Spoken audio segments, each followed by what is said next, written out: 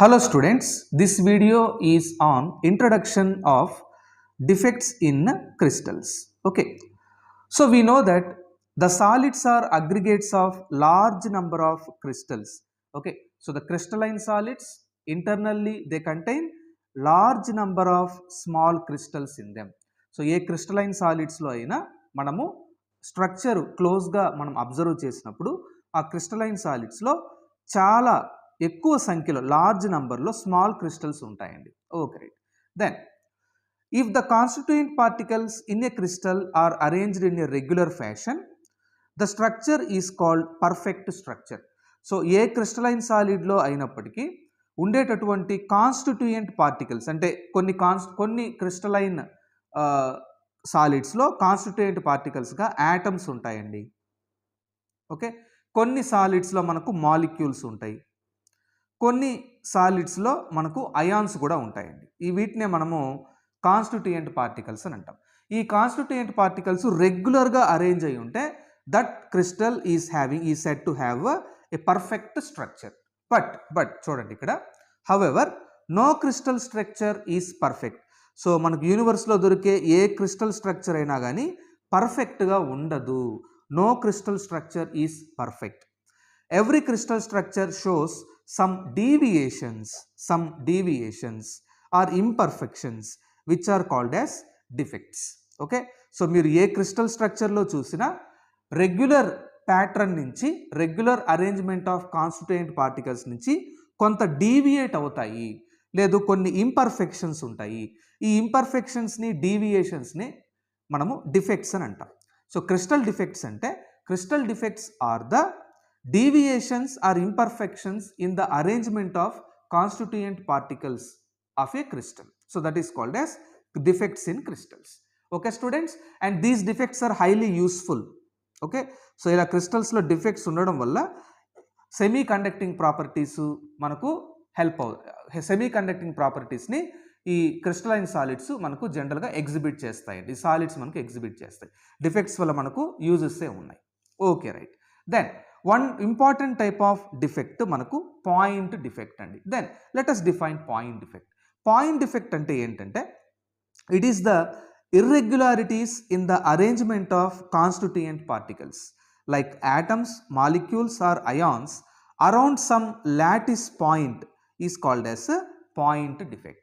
So point defect అంటే ఏదైనా crystalline సాలిడ్లో మీరు తీసుకున్న ఉండేటటువంటి కాన్స్టిట్యూయెంట్ పార్టికల్స్, యాటమ్స్ కావచ్చు, మాలిక్యూల్స్ కావచ్చు, లేదు అయాన్స్ కావచ్చు, వీటి యొక్క అరేంజ్మెంటు ఒక సర్టైన్ లాటిస్ పాయింట్ దగ్గర ఇర్రెగ్యులర్గా ఉంటే దాన్నే మనము పాయింట్ డిఫెక్ట్ అని అంటామండి. అంటే ఒక సర్టైన్ పాయింట్ దగ్గర, లాటిస్ పాయింట్ దగ్గర యాటమ్స్ యొక్క అరేంజ్మెంట్లో తేడా వచ్చినా, లేదు ఆ లాటిస్ పాయింట్ దగ్గర మాలిక్యూల్స్ యొక్క అరేంజ్మెంట్లో తేడా వచ్చినా, లేదు అయాన్స్ యొక్క అరేంజ్మెంట్లో తేడా వచ్చినా అటువంటి లాటిస్ పాయింట్ ఇంపర్ఫెక్ట్.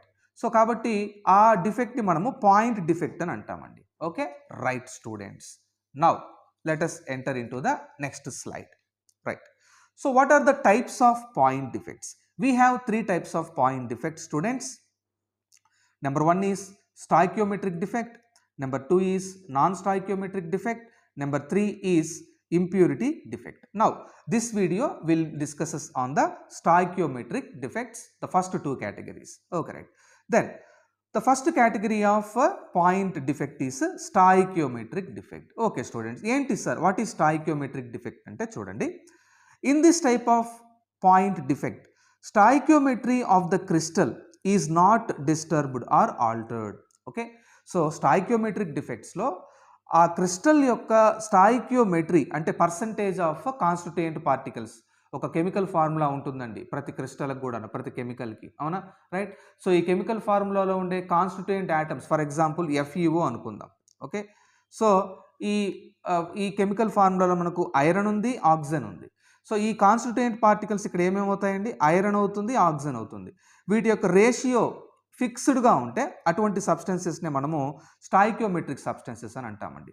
సో మనకు స్టాయికియోమెట్రిక్ డిఫెక్ట్స్లో ఈ స్టాయికియోమెట్రిక్ రేషియో అంటే ఈ కాన్స్టిట్యూయెంట్ పార్టికల్స్ యొక్క రేషియో అనేది చేంజ్ కాదు.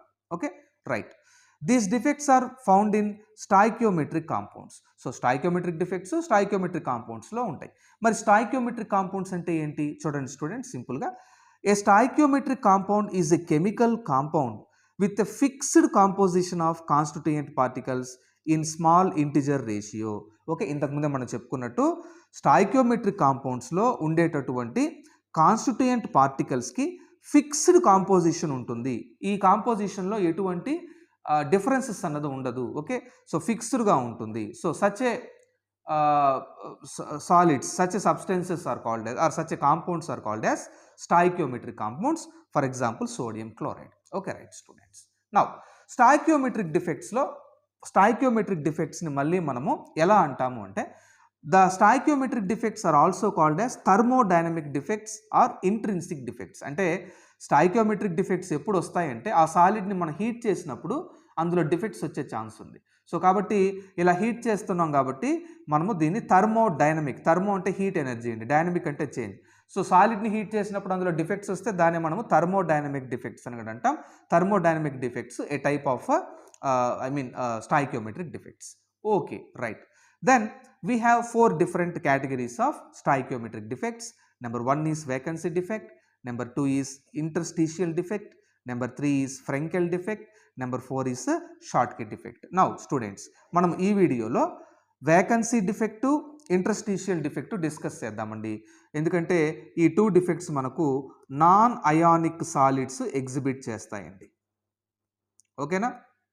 Then Frenkel defect, Schottky defect మనకు అయానిక్ సాలిడ్స్ ఎగ్జిబిట్ చేస్తాయండి. ఈ ఫ్రెంకెల్ డిఫెక్టు, షాట్కీ డిఫెక్ట్ మనం నెక్స్ట్ వీడియోలో చూద్దాం.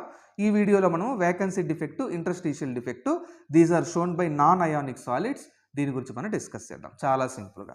Right, now the first category vacancy defect. నేమ్లోనే ఉందండి వేకెన్సీ డిఫెక్ట్ అంటే ఈ డిఫెక్ట్లో కాన్స్టిట్యూయెంట్ పార్టికల్స్ ఉండాల్సిన ప్లేస్లో ఉండవు, అక్కడ మనకు ఎంటీ స్పేస్ ఉంటుంది, దీని మనం వేకెంట్ స్పేస్ అని అంటాం. చూడండి ఇక్కడ మీరు, so this is the crystalline structure. Okay, ఇక్కడ కాన్స్టిట్యూయెంట్ పార్టికల్ ఉండాలి కానీ ఇక్కడ లేదు, ఇక్కడ కాన్స్టిట్యూయెంట్ పార్టికల్ ఉండాలి కానీ అక్కడ లేదు. ఓకే, ఫర్ ఎగ్జాంపుల్ దీని ఈ ఈ ఈ గ్రీన్ కలర్ స్పెరికల్ని మీరు యాటమ్ అనుకోండి.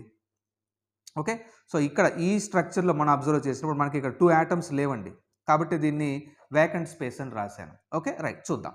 When some of the lattice sites, ఇది లాటిస్ సైట్స్ అండి, okay, are vacant, it results in vacancy defect in the crystal. So మనకి ఏదైనా క్రిస్టల్లో, క్రిస్టలైన్ సాలిడ్లో ఈ లాటిస్ పాయింట్స్ దగ్గర కాన్స్టిట్యూయెంట్ యాటమ్స్ కనుక లేకపోతే, కాన్స్టిట్యూయెంట్ పార్టికల్స్ కనుక లేకపోతే మనకు ఈ వేకెన్సీ డిఫెక్ట్ అన్నది వస్తుంది. Okay, right, this reduces the density of the solid. So vacancy defect వల్ల ఆ సాలిడ్ యొక్క డెన్సిటీ కూడా తగ్గిపోతుందండి, ఎందుకంటే ఇక్కడ కాన్స్టిట్యూయెంట్ పార్టికల్స్ మిస్ అవుతున్నాయి కదా.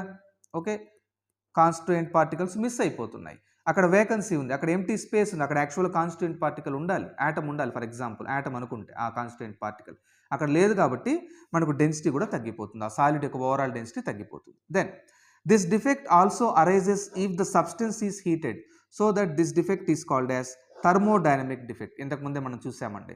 ఓకే, సో మీరు ఈ ఏదైనా కొన్ని ఈ క్రిస్టలైన్ సబ్స్టెన్సెస్ని మీరు హీట్ చేసినప్పుడు ఈ వేకెన్సీ డిఫెక్ట్ అరైజ్ అయ్యే ఛాన్స్ ఉంది, అంటే కాన్స్టిట్యూయెంట్ పార్టికల్స్ ఆ ప్లేస్ను వదిలేసి వెళ్ళిపోతాయండి. ఓకే, సో కాబట్టి దీన్ని మనము ఇలా హీట్ చేస్తున్నాం కాబట్టి థర్మోడైనమిక్ డిఫెక్ట్ అని కూడా అంటాం. So that is about the vacancy defect. సింపుల్గా ఆ లాటిస్ సైట్ దగ్గర కాన్స్టిట్యూయెంట్ పార్టికల్స్ మిస్ అయితే దాన్నే మనము వేకెన్సీ డిఫెక్ట్ అని అంటాం. Okay, right students, now the second type of stoichiometric defect is interstitial defect. Okay, so interstitial అంటే in between అండి. ఓకేనా, right. So when some of the constituent particles occupy an interstitial site, it results in interstitial defect in the crystal. So ఏదైనా క్రిస్టల్లో constituent particles interstitial సైట్ని occupy చేస్తే అదే మనకు interstitial defect అండి. Okay, so మీరు ఇక్కడ చూడండి ఈ డయాగ్రామ్లో ఈ గ్రీన్ కలర్ కాన్స్టిట్యూయెంట్ పార్టికల్స్కి ఇది first layer, second layer, first layer, second layer. Okay, first layer, second layer. ఈ ఫస్ట్ లేయర్కి సెకండ్ లేయర్కి మధ్య అనదర్ కాన్స్టిట్యూయెంట్ పార్టికల్, ఇది స్పేస్ అండి, this is the interstitial space,